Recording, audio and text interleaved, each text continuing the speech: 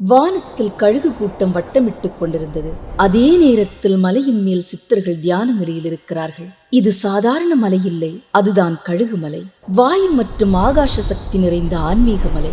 இந்த மலைக்குள் ஒரே கல்லில் செதுக்கப்பட்ட ஒரு அதிசய கோவில். அங்கேதான் கழுகாச்சலமூர்த்தி என்ற திருநாமத்தை தாங்கியபடி முருகபெருமான் அருள் பாலிக்கிறார். அவர் சாதாரண முருகன் அல்ல, ஒரே உடலில் 6 கரங்கள் இருப்பது போல் காட்சி கொடுக்கிறார். அந்த 6 கரங்கள் என்ன சொல்கிறது தெரியுமா?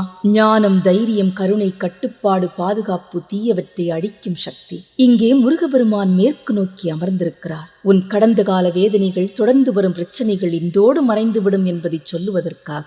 நீங்கள் இங்கே நின்று முருகா என்று சொன்னால் அந்த ஒலி பாறையில் மோதி திரும்ப வந்து உங்கள் உள்ளத்தை தாக்கும். உங்கள் மனசுக்குள் இருக்கும் பயம், கோபம், குழப்பம் கரைந்து போய்விடும். இந்த முருகன் முகத்தில் சிரிப்பும் இல்லை, கோபமும் இல்லை, ஒரு ஆழமான அமைதி, உயிரோடு இருப்பது போன்ற ஒரு காட்சி. பார்த்தாலே கண்ணில் கண்ணீர் தானாக வடியத் தொடங்கும். இங்கே உன் கண்ணால் பார்க்க முடியாத சித்தர் உலகம் ஒன்று இருக்கிறது.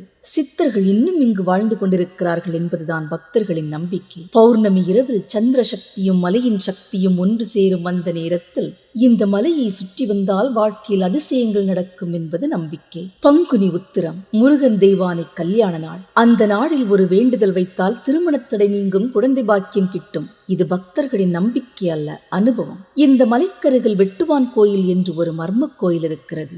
எல்லோரா குகை பாணியில் ஒரே கல்லை மேலிருந்து கீழாக வெட்டி உருவாக்கப்பட்ட சிவன் கோயில் அது. சிற்பி ஒருவன் கோவிலை செதுக்கிக் கொண்டிருந்தான். அவன் மகன் அவனை விட அழகாக செதுக்கத் தொடங்கினான். பார்த்து பொறாமைப்பட்ட சிற்பி கோபத்தில் மகனை கொன்று விட்டான். கோவில் முடிக்க முடியாத நிலையில் நின்று போனது. அகந்தை அதிகமானால் அழிவு நிச்சயம் என்பதற்கு இந்த கோவில் ஒரு பாடம். அறிவை தேடியவர்கள், உலகத்தை விட்டு ஆன்மாவை தேடியவர்கள், இறைவனோடு ஒன்றானவர்கள், அவர்கள்தான் இங்கிருந்த சித்தர்கள். உடல், மனம், உயிர் மூன்றையும் அடக்கியவர்கள், அஷ்ட சித்தி பெற்றவர்கள், மற்றவர்களின் எண்ணங்களை உணர்ந்தவர்கள், மூலிகையால் நோய்களை குணப்படுத்தியவர்கள். இந்த மலைக்கு சென்றால் ஆசைகள் உடனே நிறைவேறவில்லை என்றாலும் நீங்கள் உடனே மாறிவிடுவீர்கள். இது வெறும் மலை அல்ல, மனமாற்றத்தை உண்டாக்கும் இடம் என்பதுதான் பக்தர்களின் அசைக்க முடியாத நம்பிக்கை.